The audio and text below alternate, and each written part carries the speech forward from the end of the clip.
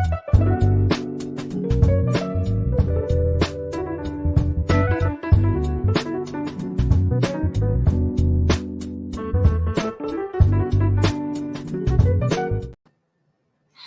Al McFarlane. Welcome to The Conversation with Al McFarlane. Today is Friday, September 16th, 2022.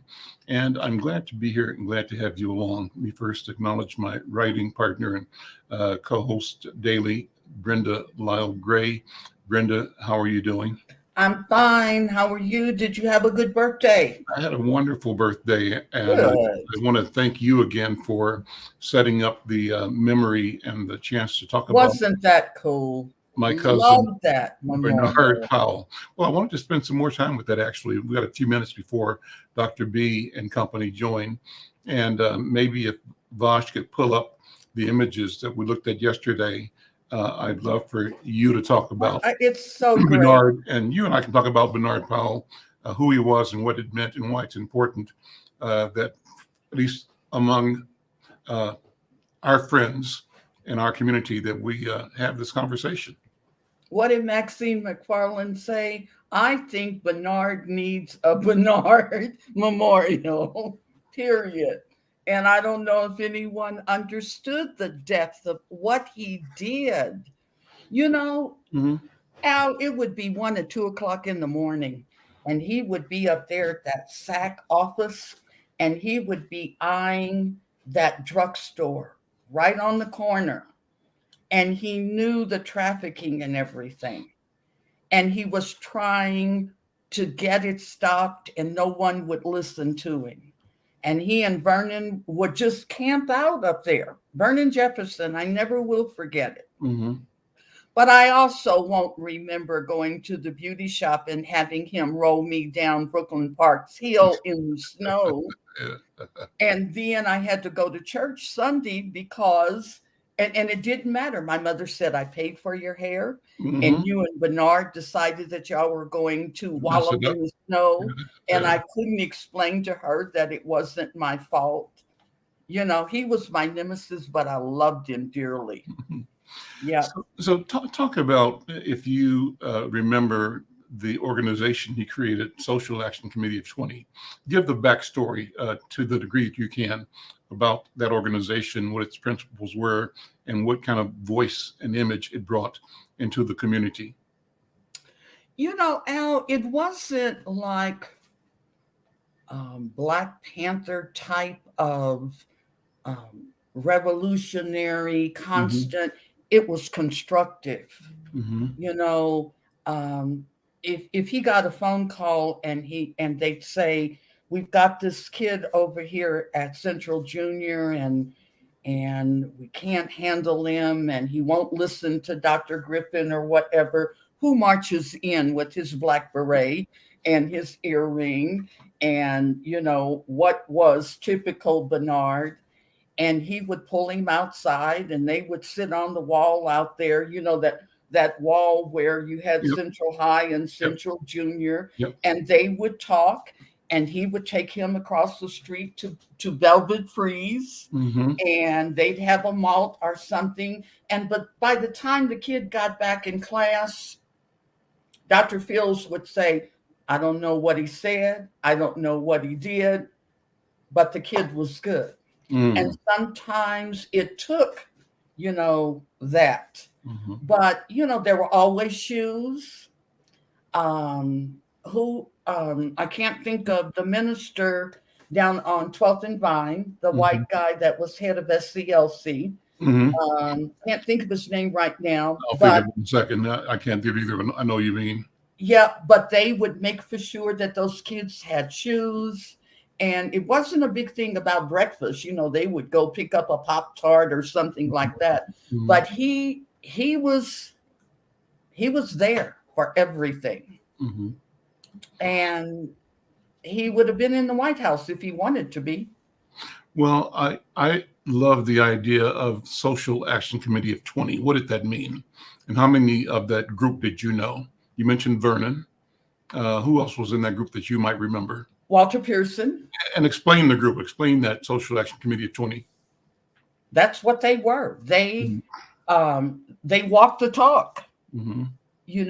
When they said that they were going to do something, and when something was not right, they were in City Hall. Mm-hmm. But they were respectful. I remember I saw Vernon in a suit one time, and I said, whoa. But they had to go meet with Mayor Berkeley, and let him know that at that time, what was going on in the neighborhoods was not good. But, it wasn't that bad in our neighborhoods. Mm-hmm. It was the infiltration, I think, of the Italian cartel and that type of thing. Mm-hmm. But people like your mother, my father, Mm-hmm. Everett O'Neill, Mm-hmm. those community leaders that would not tolerate a whole lot of mess. Mm-hmm. We had a mission. Did you know Lebo? Remember him? Believe me, I did. Lee Bohannon, right? It was Lee Bohannon and Bobby Seale. Joanne Alexander and I hear from Bobby Seale a lot. He's in Tanzania, Mm-hmm. and I think he adopted maybe 9 kids over there, Mm-hmm. and he had 4 of his own. Mm-hmm.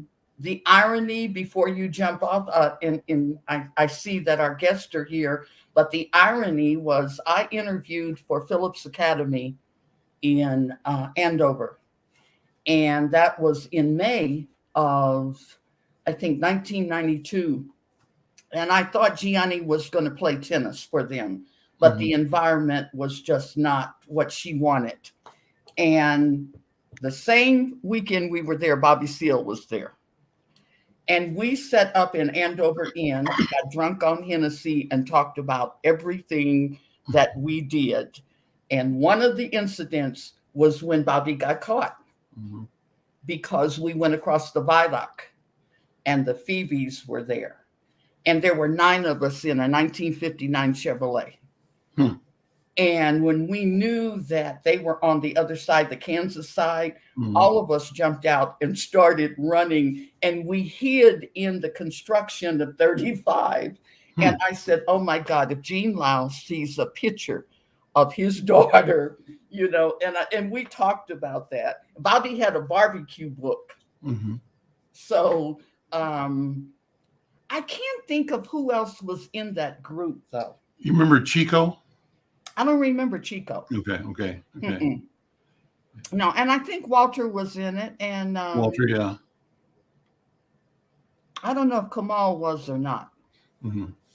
Vernell used to say he just wanted Kamal to kind of calm down. I think that was after the college thing that happened with Vernell and David and Kamal. Yeah. That was interesting. Another topic for another day. Let's bring our rest of our team in. So good to think about it, though, because Sure. I can see them. Sure. So Dr. B is here. And Dr. Oliver is here. Good afternoon. Yes. Hello. I love this time just sort of remembering and reconstructing with Brenda. And I think that as we continue, we'll take a few minutes as often as we can just to remember particular, sort of, I call them bubbles of awareness, memories, thoughts. And each one has a story, is a story, and has a lesson. And each one works to contextualize where we are today and give us a lens through which we can examine, all that we were feeling and knowing as we grew up, but also give us the trajectory of our existence and help us look into what we're creating in conversation in places we're in today and in the future that we want to build. But Dr. B, good afternoon. And let me turn the program over to you, because I love the way you get us centered and get us set for what I call robust conversation. Thank you so much, brother. It's so good to see you, Baba. You always bring the spirit wherever you go, and this has been a pretty rough week for me. So I am happy to be in the circle. And the healing circle, I have found out as I've even participated in it as one of the facilitators, is a sacred space. And in this space, we can let go of the things that we were ashamed of. We can let go of the things that we're afraid of. We can also bask in the hope and glory of our future and our present. So I really love this space. Um, I always like to start it out by saying we're in a circle where we share power. And power is all in that circular. There's no hierarchy. What is in it is everybody has equal access to the center, that their voice be centered in the circle.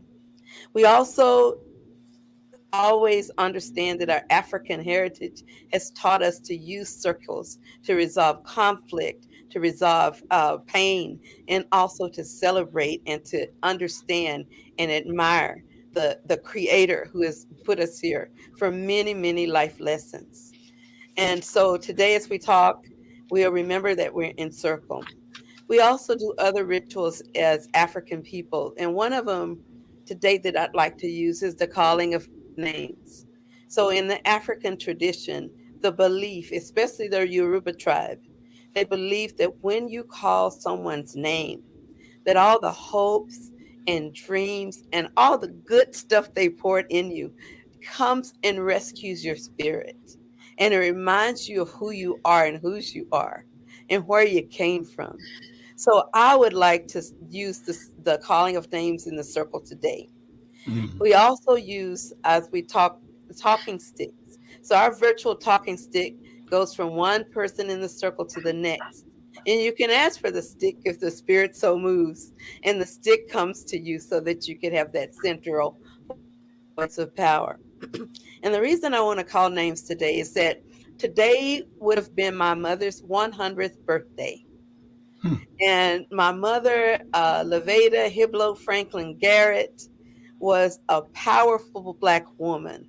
She started teaching in a school when they only had one little schoolhouse. And it was for first grade all the way to high school. Because remember, back then it was segregated. And I remember going to the school, and I remember what I most remember about being at that school is that at lunch, we had cold chocolate milk. Hmm. That's what I remember. I'm sure she taught us plenty of things, but I remember the cold chocolate milk. And I was there with her in schools as a little child because they didn't have babysitters back then. So you had to go where your mama told you to go and your daddy told you to go. So I remember visiting the school, that schoolhouse, as they were getting ready to move into more integrated spaces or larger spaces. So anyway, so the reason I'm bringing my mom's name today because what she taught me is a lesson that I believe is really powerful. And that lesson is that you're created to glorify your God. That is your purpose. Hmm. And that he gives us all gifts in ways that only we can have. I don't care what DNA people have. People can look like me, but there's only one me. Only one. And if you think about the Mona Lisa and how precious it is because there's only one Mona Lisa and it's perfect, we are each perfectly who we are. So I want to acknowledge that sense of perfection in who we are, and that on our journey toward greater perfection, as we mess up and learn and grow, we learn and grow and teach. And that all of us are teachers and all of us are students. So today I call the name and I ask you to say Ashe, which is the right way to say thank you to the Creator. Ashe. And I will open the Ashe. floor after I call my mom's name again. Levada Garrett, Ashe. Ashe. Ashe. So with that, I pass the talking stick to Al McFarlane. There you go, Brother Al. Got the talking Thank stick. you. I received the talking stick. Thank you. All names. I will call names as well. And is it appropriate to call one name, or can you call several names? What's the protocol? As many as you like. And you can interrupt when we get to everybody gets a stick. Yeah. Okay. Well, I have. I'm glad we're doing this, Dr. B, Dr. Oliver, and Brenda, because I've been thinking about my birthday being yesterday, and I didn't talk to my mother yet. She called. I haven't called her back. I'll be calling her shortly, but I typically will call her on my birthday and tell her happy birthday. After all, she did the work, not me, right? And so I will be calling her and saying happy birthday to her this afternoon, and thanking her for being the passageway for my presence, my arrival. But in thinking of her, her name is Maxine McFarlane. We call her Queen Mother, and I think of her mother, Martha Harrison Nall, Martha Harrison Sykes Nall, and we call her Big Mama. She was the patriarch in the Powell House on 28th in Brooklyn that Brenda and I talk about all the time. Big Mama and her family lived on the second floor. Then my family lived on the third floor of this brownstone, and that was my dad and mom, and also older sister and me were four at that time. So I call out my mother's name, Maxine McFarlane. I call out my grandmother's name, Martha Harrison Sykes Nall. And then I call it her mother. Her mother was Lizzie Splond Harrison. And I've showed you in the past pictures of her and all the people that I've mentioned. A picture that's on the break front right behind me here. It's a family portrait in the Powell house, a picture taken when I was around 4 or 5 years old. And a picture that includes my cousins, Bernard and Brunell Powell, the twins, their brothers Robert Powell, who was on the program recently, and their brother Lonnie Powell, and their sister Teola Powell. We called her baby sister. So I say all of those names in respect. I also think about my father's side of the family. I'm a junior, Al McFarlane Sr. His father, Roland McFarlane, Moss Roland, they called him. And Moss Roland was the village headman up in a place called Mild Gully, up in the mountains in Jamaica, above Ocho Rios and St. Mary Parish. So I say his name, and I know his, I didn't know his wife, my grandmother, Daisy, but Daisy, like my daughter, Batala, and looks like several of the cousins who are all new version of Grandma Daisy. And I know that she was married to Henry McFarlane. Henry McFarlane was the son of William McFarlane. So all those names I speak. I'll end with this. I've been at the direction of my therapist, Dr. Pam Henderson, who's part of your team, Dr. B, writing sort of journaling stream of consciousness first thing in the morning. You get up, this is an exercise she gave me, and just get some paper and write down up to 3 pages or whatever of thoughts, and they can come from anywhere, go anywhere, just whatever comes out of your head, just put it down. Well, I modified that. I got some Post-it notes, and before I do anything else, grab them and just write whatever I can put in a Post-it note. And sometimes the session will go to 2 Post-it notes or 3 or 4. And then at one point in time, I saw a book in this room where I do this Post-it note writing.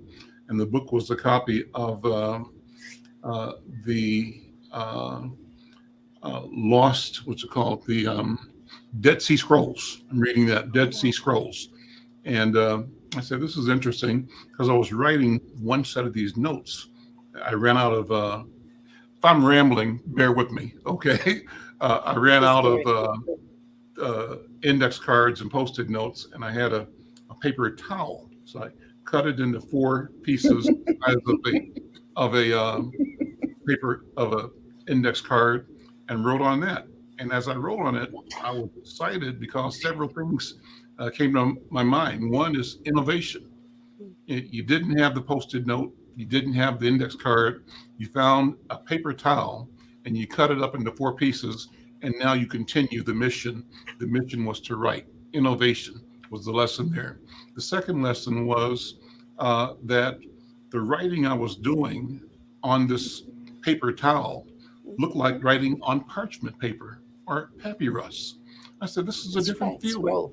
So this feeling took my eye to the cover of the book, The Dead Sea Scrolls. So I said, well, there's a connection here. You know, this is like ancient writing channeling itself through me and to me right now. I thought about that the next day. There's the end of the story. I started to do the writing again. And I said, well, Dead Sea Scrolls, interesting, but that's not what I'm doing. And then I heard the voice of my mother in my mind and my inside. And she used to sing a song that the lyrics were, out of your belly shall flow rivers of living water. And I heard her, and I heard that statement, and I said, that's what this is.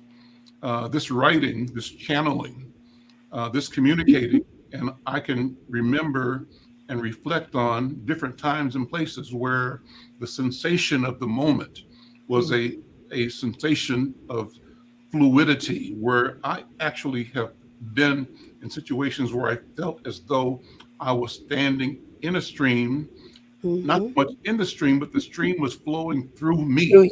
Yeah. And I could feel and see and direct the stream itself, like rays of energy emanating from my midsection.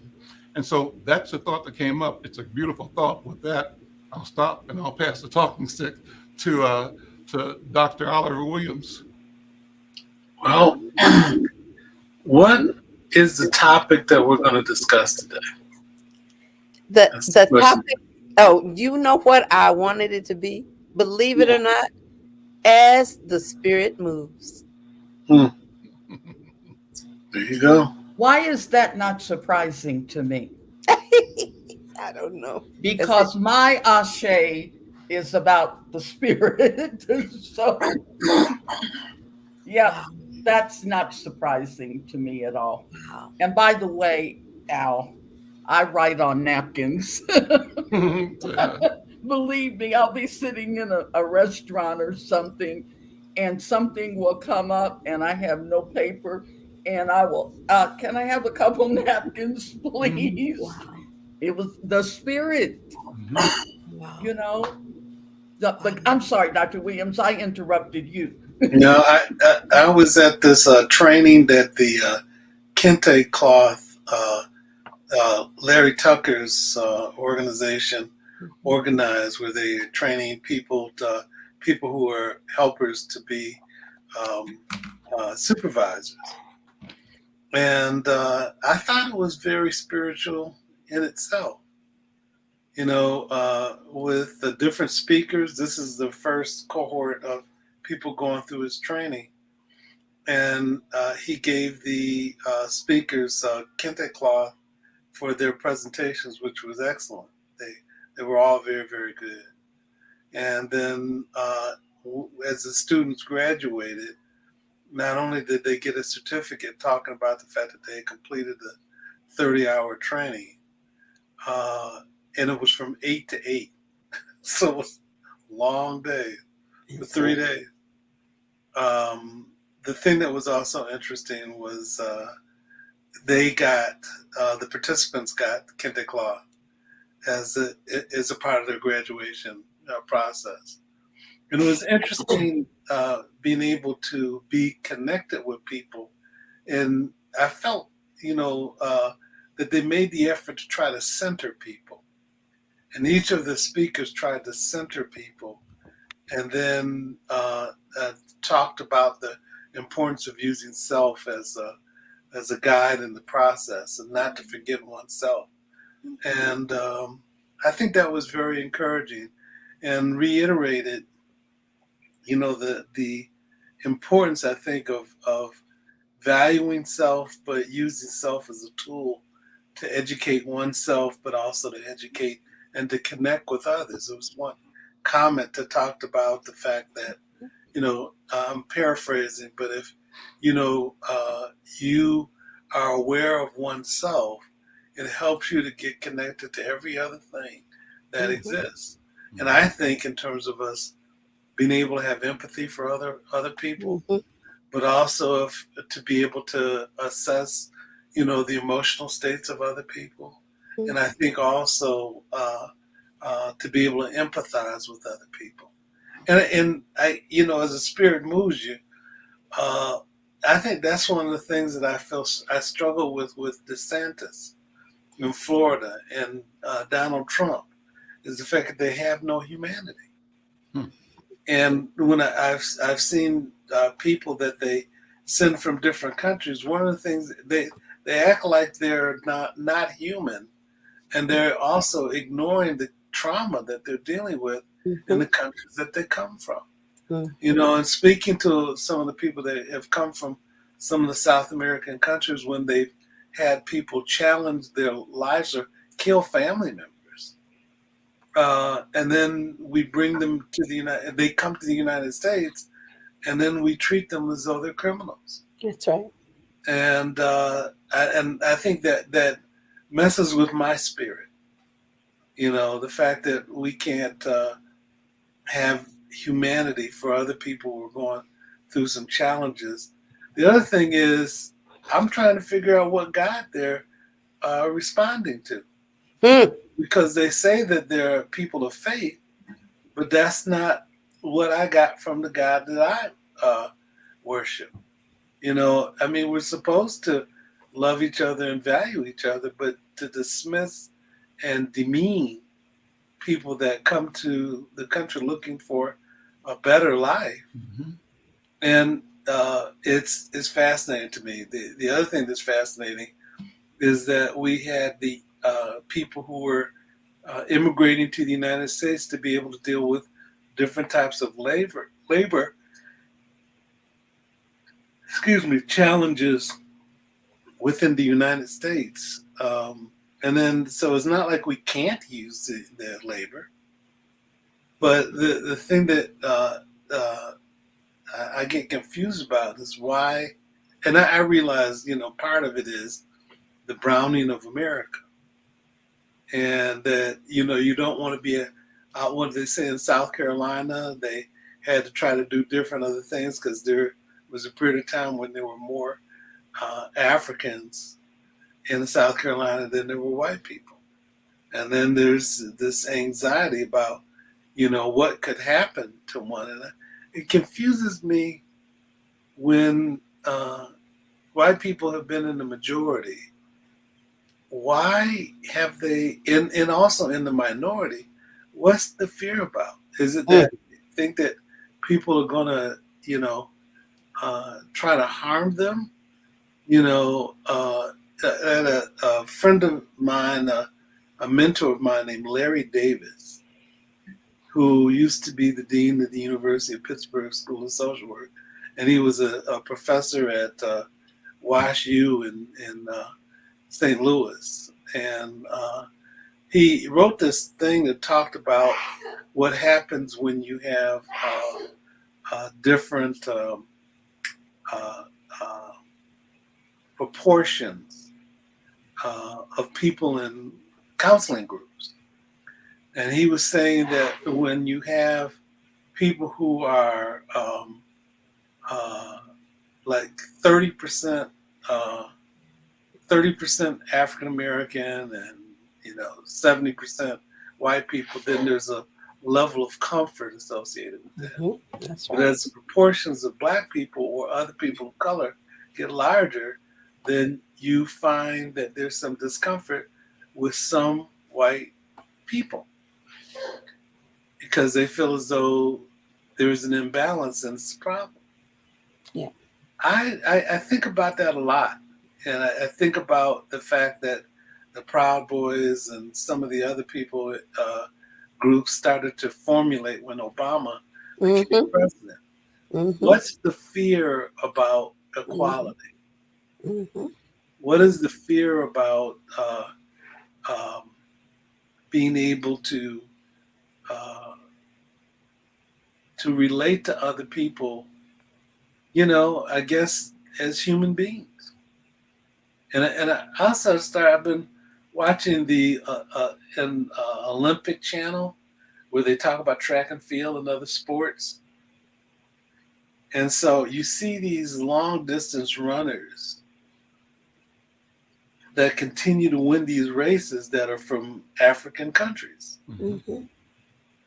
When I was in elementary school or middle school and high school, they talked about the fact that Black people were the only ones that could win the sprints and the short distances.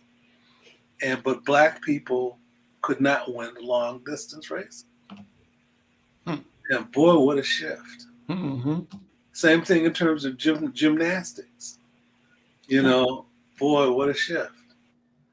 And so I as I think about these things and about what the impact of racism,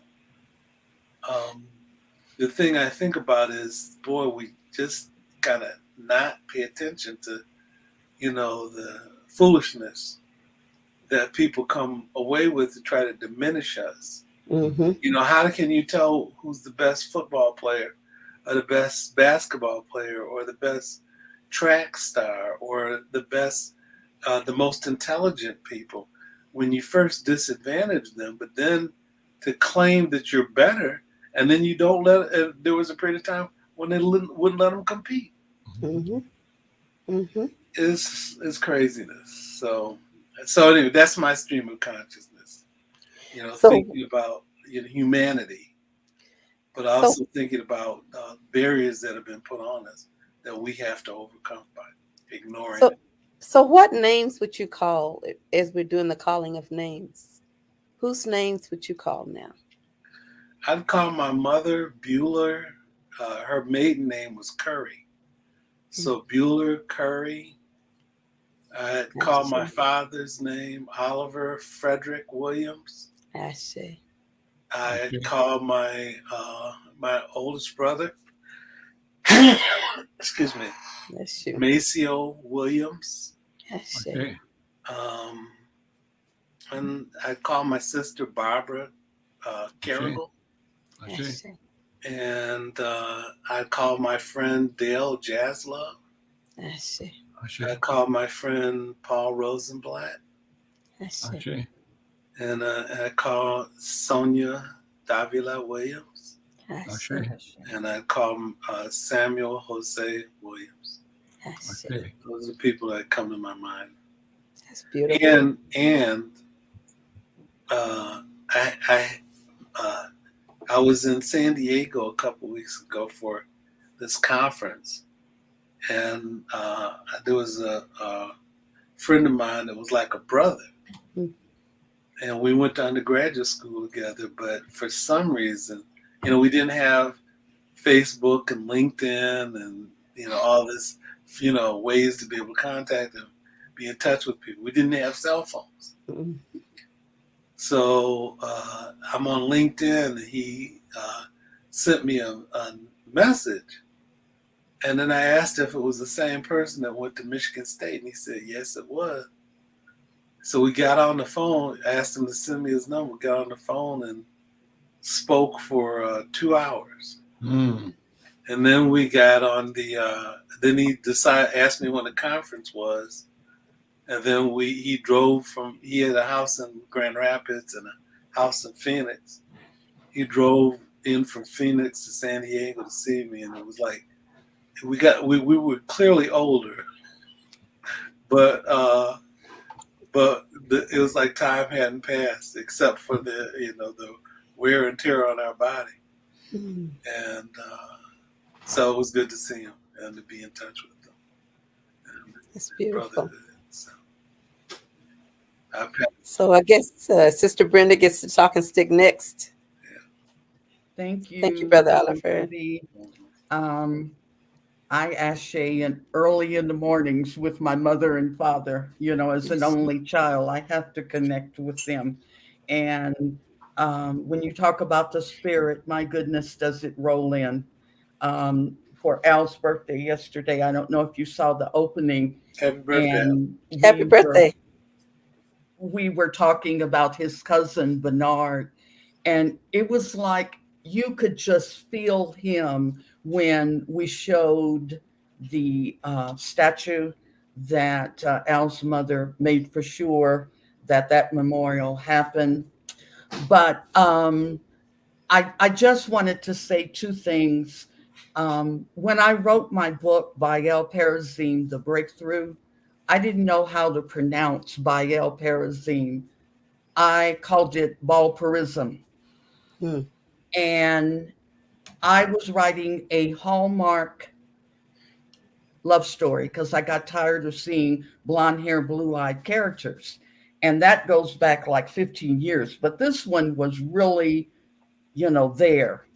And all of a sudden at 3:20 in the morning, God said, nope, you're going to do a spiritual book.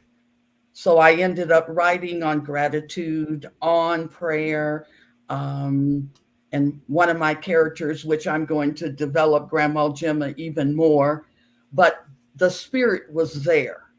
It was like I didn't have a choice. Mm-hmm. But my ashe today, and I'll make it quick, are the immigrants that came in to Martha's Vineyard. They have been on my heart the minute I saw them get off that plane. And Dr. Williams mentioned DeSantis. I could not believe that they would give these people maps. They didn't know where they were. They hadn't eaten. They hadn't bathed, nothing. So I just hope they know that the spirit is there, whether we understand or not. Mm-hmm. And that there are people, total strangers like us, that are embracing them and saying it's going to be okay. Mm-hmm. But it's like our president said, that's evil. Mm-hmm. There is nothing but evilness there. I thought when Obama and Michelle's portraits were hidden to keep those people from destroying them, I thought that was evil too. Yeah. And then to know that these people that support this ugliness and this evilness are going to be elected into offices to continue it. That is, if we don't step up. That's right. So my ashe goes to these people. I think it was about 20 of them. Mm-hmm. And they were just lost. And like you said, all of you, they've gone through drama. This one woman said, I probably never will see my son. How do you do that to people? Right. Mm-hmm. Right. I don't get it. So anyway, thank you for the opportunity. Those people have really been on my heart. I mean, of course, my children, but, they don't have a shot unless there are people from the outside that says, don't worry, God is still here. He's still sitting on the throne. Mm-hmm. And there are people in this country that are not like those people like Abbott and DeSantis and Josh Harley and all of them. That's they've been pretty cruel, but this is a pretty evil move. Yeah. Mm-hmm. So anyway, pass it back to Dr. B. Well, I'd say ashe for them as well, and ashe for you calling them to our presence so that we know their spirits are connected to our own. I say ashe to you, my sister and brothers on this panel, for moving with the Spirit as you've been commanded, and by being obedient to the Spirit as we have been commanded. And there is a scripture in the Bible that says you can tell a tree by the fruit it bears. Mm-hmm. And the fruit that we see, if it's poisonous or rotten and no good. You can tell that. It doesn't take an intellectual giant to figure out that what you're doing, DeSantis, is wrong. But they're so bold because they've They engaged are. in mental side. I'm telling you. They are bold. That's right. Brazen. And I always struggle with, how on earth could you be a slave holder, go to church on Sunday praising the Lord, and rape that black woman in the Say big it all the house, time. in the slave quarters that night, and then get up the next morning and feel And like sit in church. How do you do that? How does one do that? And I really had to study the psychopathic mind. Honestly, the psychopathic mind, where people, they marginalize your humanity, but not realizing that when you do that to someone else, you also lose your own. You say that all the time, and that's true. You know, and that's what's going on in this country. That's what you're bearing witness to, is people who are losing their humanity. They're losing their humanity. And with that, go ahead, brother. I'll pass the stick to you, Brother Oliver. Yeah, with that, I keep thinking about what, so there are certain people I can listen to who give sermons about things. Interestingly enough, I could listen to Billy Graham. And I don't have a problem listening, not the younger Billy Graham, his father. Mm-hmm. Exactly. My parents loved him.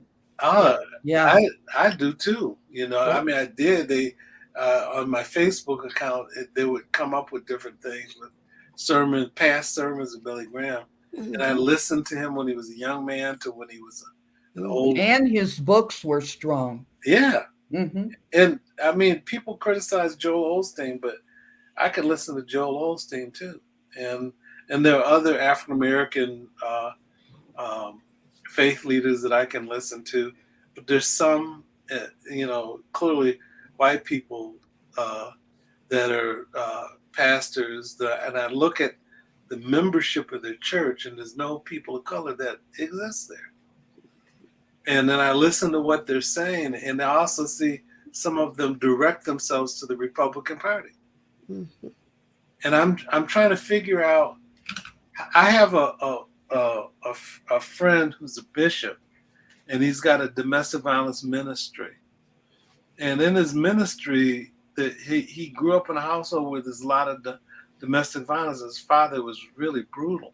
And he said that, when he decided he was going to become a minister, and then he decided he was going to develop this ministry, he said he couldn't do it until he reconciled the issues associated with the pain that he and his family experienced from his father. And so I'm trying to figure out these people that claim to be people who are spiritual and have faith, but at the same time do these brutal, inhumane things. That's right. That's right. What a contradiction. Yep. And I'm trying to figure out how they can claim that, and then the other thing is how they can participate in that. And then you find, and even with Donald Trump, people making a comment that they're going to give him a mulligan. Well, he didn't ask for forgiveness. But the other thing I think about that neither did they, but many of them, and some of them, are leading churches. Yeah. So what we say and what we do are two different sets of things, and I'm trying to figure out, how does one live with oneself if they are doing this and harming other people? It doesn't make sense to me, but I guess it's not supposed to. Dr. Williams, I write about this a lot, and one of the things I say is, how do you sleep at night? Yeah. And what do you tell your children? Right. Because you have to remember, there were children that turned their parents in when they saw them on TV participating in that insurrection. That's right. How do you tell them that? Right. And why is it that you don't understand the trauma that you're putting your whole family through Right. because these are the beliefs you have? That's right. Yeah. Yeah. That's right. I've never seen anything like that. Yeah. Yeah. Well, And when people say this racism is worse than what we went through, we had shelter and refuge. Mhm. A lot of the kids just don't have it because it's not in the schools or in the families. right. You know, Or even in the community. my heart just went out to Spike Marks and Tyrone Terrell when Al was interviewing them, and Tyrone just went, you know, he just didn't know what to say, and Spike just kept saying, "Go get your child. If you go up there and just take care of yours." But their hearts were broken. Yeah. Yeah. And the murders just keep on going. Albuquerque is 50 miles away from me, is the second most dangerous city in the country right now Wow. for the size and population. And when you turn on news in the morning, they've killed at least 3 to 5 people. That's all you hear. Homicide, homicide, homicide. Mm-mm. I wonder what Brother Al's got to say. You look like you're thinking deeply. I am, but I'm thinking about what you and Dr. Oliver and Brenda have all said and wanted each of you to go further, because I think you've hit the nail or on the head when you question how is it that a people can do two things. One is profess a belief and follow worship of a creator, ostensibly the creator of everything, and then at the same time rape, murder, kill, steal, bond, place in bondage and servitude individuals and actually populations, and actually decimate cultures, and actually desecrate the notion and the idea of the divine by how you have handled the divine. And so that thought comes with a question about Dr. B, how can, as you've asked, a person decide that she or he can own other persons? And but that's connected also to the strategy, the philosophy of extraction, the principle of extracting resources, minerals, extracting the benefit, the community shared availability of resources like air and water, right? And hoarding those things and operating with a mindset that tells you that if others have it, you might not have it. Or if others can get it, you might not be able to get it. Therefore, you have to operate on the principle of getting and keeping and holding and making sure that scarcity is a strategy that you both originate and benefit from, keeping things, resources, solutions in a mode of scarcity. And scarcity drives up value, enriches you, impoverishes them. All of that adds up to the philosophy and the concept, not of balance and not of shared growth and knowledge, but to a concept of exploitation and using power and violence actually in your approach to other people. And you create a club that you're a part of, and that club denies, and the club can be called the army, it can be called the state, it can be called the race, the culture, but you create an understanding, a system, a way of knowing and doing that advantages you with intent, and necessarily therefore disadvantages others and allows you to transgress against humanity. So how does that work is my question, asking both Dr. B and Dr. Oliver to go further into the point that you established that it doesn't seem right, how can they do it? So I'll pass the talk back to you, Dr. B. Ooh, I think that I appreciate that question, and it is the $1,000,000 question because I'm spending my whole life trying to understand it myself. But Mm. one of the things I know is that it happens early on when Mhm. people. Sorry about that. Somebody's calling me who shouldn't be. Um, it happens early on in one's life when you begin to feel like you have no power, no personal power, no power to change what's in front of you. I think the root of it is a sense of hopelessness and fear. And anger comes as a secondary emotion to a sense of hopelessness and fear. I think I always hear the saying, people who hurt people, hurt people, hurt people. So I can't help but believe that if you study the timeline from the present to where DeSantis came from, or where Governor, whatever his name from Texas came from, Habit. Abbott, I guess I'm blocking, where he came from.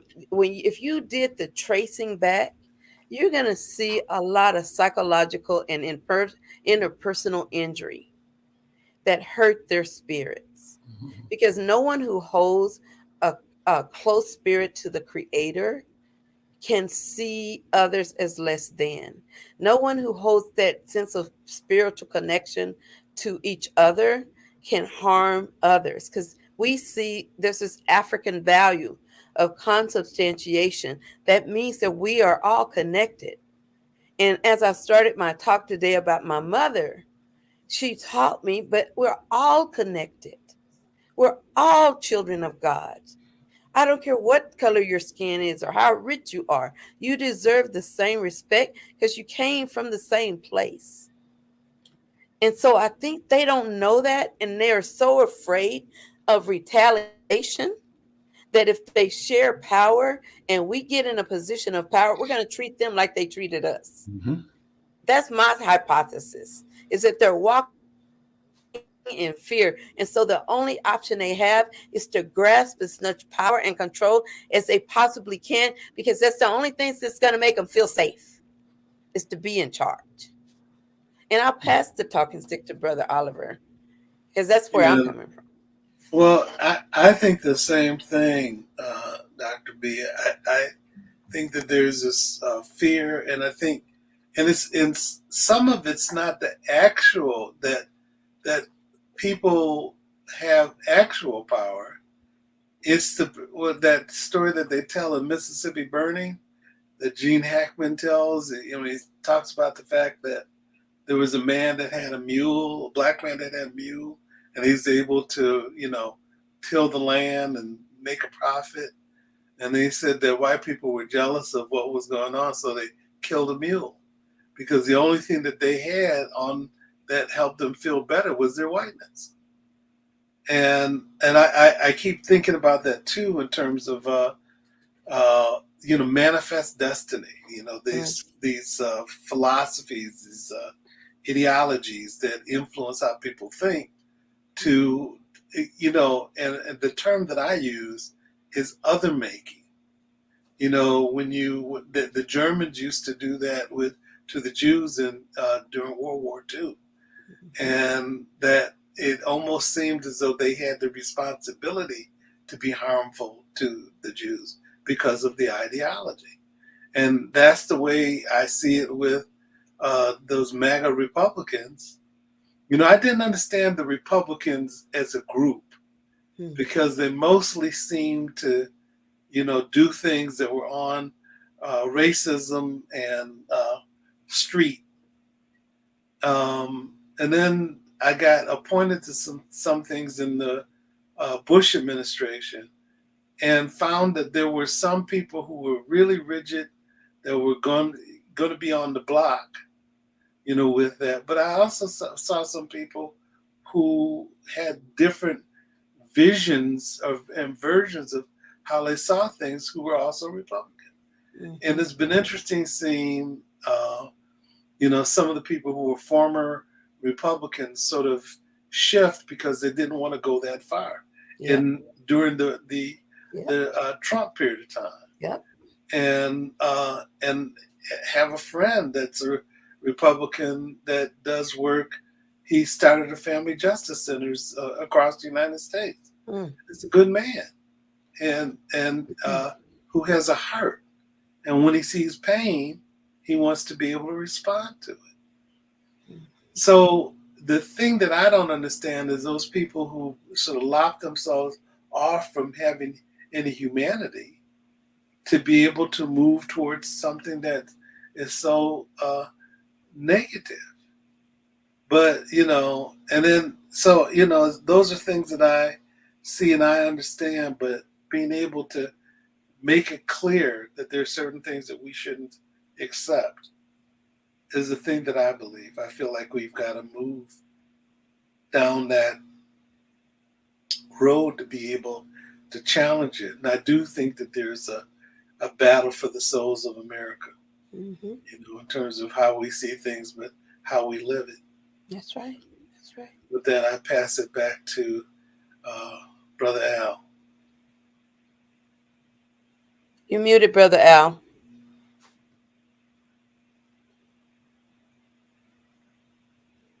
Got it. Thank you. Thank you. And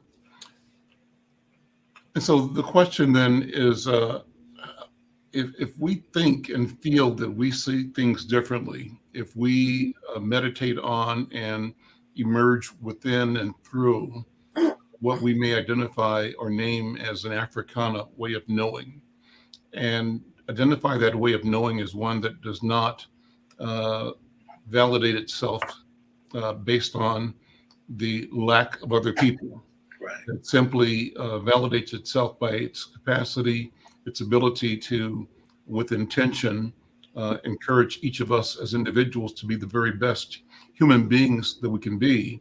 But being best does not mean I'm comparing myself to you or anybody else or anything else. It means that I'm comparing myself to what I am discovering, and the discovery is ongoing, my potentials to be, my potential in acquisition of knowledge, my potential in acquisition of skill, my potential in acquisition and formation, shaping of relationships with other people, and with the air and with the water, with the land, with resources, my potential to be in relationships with these other entities in a relationship that is not based on extraction, exploitation, but some sense of mutuality, and that has beneath it a belief that we can figure out ways to teach each other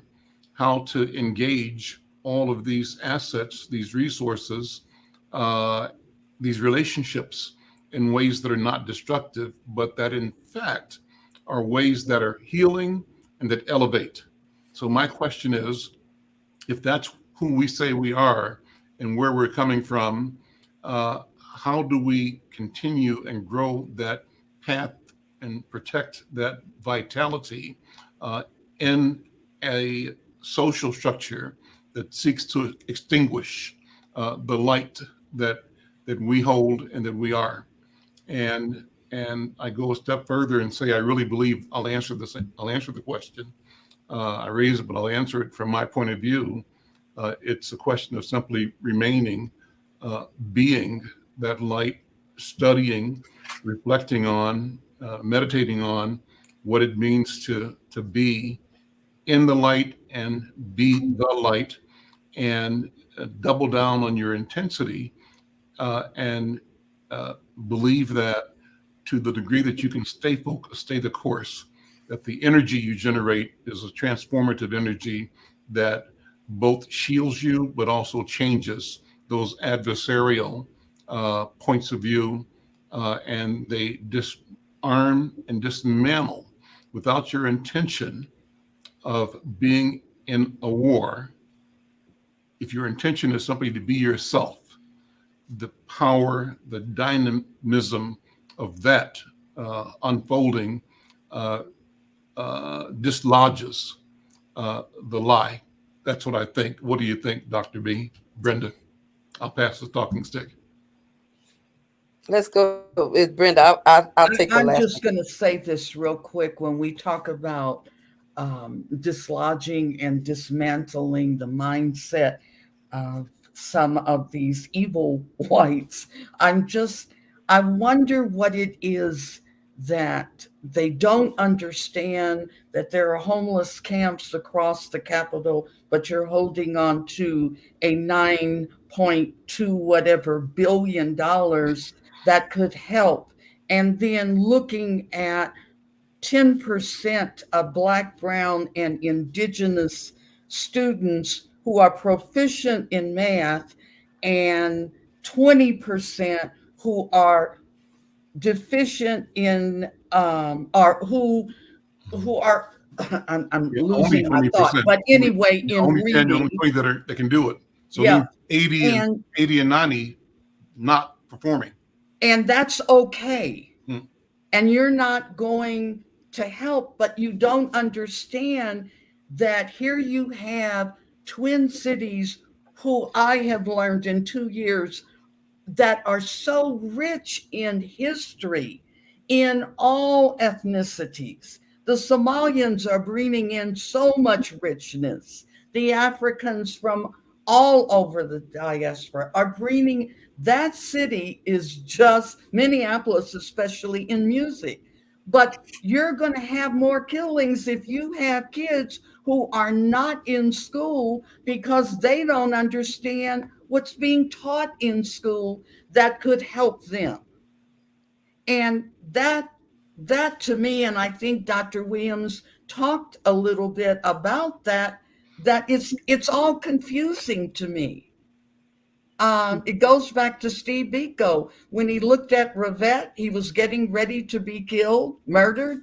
And he looked at the police chief and he said, "What is it you're afraid of? We're human just like you." That's right. And that's what we have to think about. So wonderful, wonderful discussion. Though I know we're out of time. Well, I just want to make this last comment and then turn it back to Brother Al. And it's, what we've always seemed to have done. During slavery, one of the things that we did is we continued to believe in ourselves. Yep. And certainly during my mother and father's time, there were things that they tolerated and they had to suffer through. But I think their spirituality was something that continued to help support them. The importance of being able to trust and feel like we could rely on each other and our families. And they had a work ethic. Strong work ethic. But to also know what to deny and what challenges that we had. So we continue to believe in ourselves. So supporting ourselves is something. So the strategies are old, but our capacity to be able to survive it, we've done it before, and we've done it in what appeared to be much harsher circumstances. Mm-hmm. But we've got to try to figure out how to reframe it so we can do that again. And I think family is something that's real important. And our families have been eroded over time, and our supports have been eroded. We've got to recreate that within the community, as well. So I think about, as we get ready to go off, I think about my friend Naomi Tutu, Desmond Tutu's daughter. Mm-hmm. She used to say, people don't know because they don't want to know. Yeah. Mm-hmm. And there's a line in a Navajo proverb that says, you cannot wake a man who pretends to be asleep. Because they're awake already. They just don't want to know. Mm-hmm. And so I'm thinking today, the struggle I always have is, why don't people know? How can they not know? And then it hit me. The last thing that Jesus said about us on that cross, he said, Father, forgive them. They know not what they do. And when you think of 6 million people gone globally in 2 years with COVID. Yeah. Why are you not giving thanks? Mhm. So with that, I pass the talking back, stick back to my brother. Well, I think that's the mic drop there. With that, thank you all for being here. We'll see you next week. I'm Al McFarlane. This is The Conversation, The Healing Circle. We'll see you next time. Take care. Thanks. Bye.